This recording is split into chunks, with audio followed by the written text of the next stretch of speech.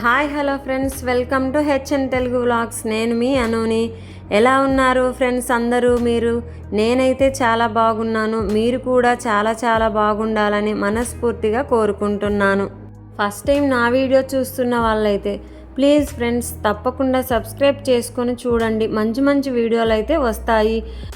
ఈరోజు వీడియోలో kidney stone సమస్య ఉన్నవాళ్ళు ఎలాంటి ఆహార పదార్థాలు తీసుకోవాలి, ఎలాంటివి తీసుకోకూడదు, అలాగే బీట్రూట్ కూడా తినవచ్చా తినకూడదా అనే సందేహం అందరిలో ఉంటుంది.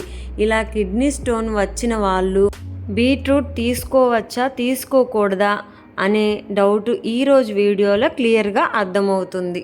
కిడ్నీ సమస్య ఉన్నవారు బీట్రూట్ తినడం ఆరోగ్యానికి మంచిదేనా కాదా, ఈ విషయంపై ఆరోగ్య నిపుణులు ఏం చెబుతున్నారో ఈరోజు వీడియోలో తెలుసుకుందాము ఫ్రెండ్స్.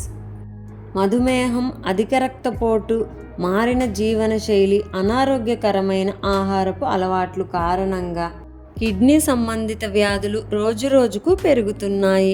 ఇలాంటి పరిస్థితుల్లో కిడ్నీ ఆరోగ్యాన్ని కాపాడుకోవడానికి సరైన ఆహారం తీసుకోవడం చాలా ముఖ్యం.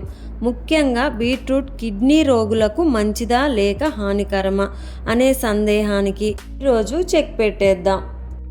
National institute of diabetes and digestive and kidney diseases ప్రకారం కాల్షియం ఆక్సలేట్ ఎక్కువగా ఉన్న ఆహార పదార్థాలు తీసుకుంటే కిడ్నీలో రాళ్ళు వచ్చే ప్రమాదం ఉంటుందట. అలాంటి వారు ఆక్సలేట్ ఎక్కువగా ఉండే ఆహారాలను పరిమితంగా తీసుకోవాలి. బీట్రూట్ కూడా అలాంటి ఆహారాల్లో ఒకటి. అయితే కిడ్నీ బాధితులు బీట్రూట్ను పూర్తిగా మానేయాల్సిన అవసరం అయితే లేదు. కాల్షియం ఆక్సలేట్ రాళ్ల సమస్య లేకపోతే వైద్యులు లేదా డైటీషియన్ సలహా మేరకు పరిమితంగా మోతాదులో బీట్రూట్ను తీసుకోవచ్చు. అంటే బీట్రూట్ను తినాలా వద్దా అనేది మీకు ఉన్న కిడ్నీ సమస్య రకాన్ని బట్టి నిర్ణయిస్తారు. మరియు ఇలాంటి వారు ఏ ఆహారాలకు దూరంగా ఉండాలి.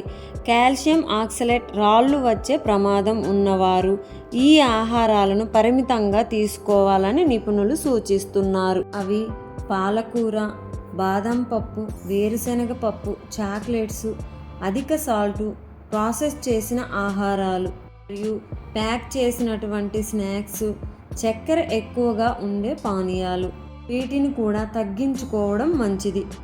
అలాగే మరి తీసుకోవాల్సిన ఫుడ్ ఏంటో ఇప్పుడు చూసేద్దాం. కిడ్నీ సమస్యలు ఉన్నవారు వైద్యులు లేదా పోషకాహార నిపుణులు సూచించిన ఆహారాన్నే పాటించాలి. సాధారణంగా తగినంత నీరు తాగడం చాలా మంచిది.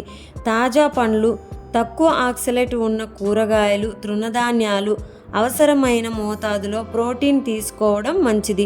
అలాగే ఉప్పు వినియోగాన్ని తగ్గించి ప్యాక్ చేసిన ప్రాసెస్ చేసిన ఆహారాలకు దూరంగా ఉండాలని వైద్యులు సూచిస్తున్నారు. మెయిన్గా ఉప్పు చాలా తగ్గించండి ఫ్రెండ్స్. ఉప్పు తగ్గించినప్పుడు మార్పును మీరు గమనిస్తారు. ఈ సమస్య ఉన్నవారు ఉప్పు చాలా తక్కువగా తినడం మంచిది. కిడ్నీల ఆరోగ్యాన్ని కాపాడుకోవడానికి వైద్యులను కలిసి అవసరమైనటువంటి జాగ్రత్తలు తీసుకోవడం వలన మొదట్లోనే మన కిడ్నీలని మనం జాగ్రత్తగా కాపాడుకోగలం. కిడ్నీల యొక్క ఆరోగ్య సమస్య గురించి నాకు తెలిసిన ఈ చిన్న విషయాన్ని మీతో పంచుకున్నాను ఫ్రెండ్స్. మరి నా వీడియో మీకు ఎలా అనిపించింది? నచ్చినట్లయితే లైక్ చేయడం మర్చిపోకండి ఫ్రెండ్స్. మీరు ఇచ్చే లైక్ నాకు పెద్ద సపోర్ట్గా పనిచేస్తుంది ఫ్రెండ్స్. లైక్ చేయండి, షేర్ చేయండి, సబ్స్క్రైబ్ చేసుకొని మంచి సపోర్ట్ అయితే ఇస్తారని ఆశిస్తున్నాను ఫ్రెండ్స్.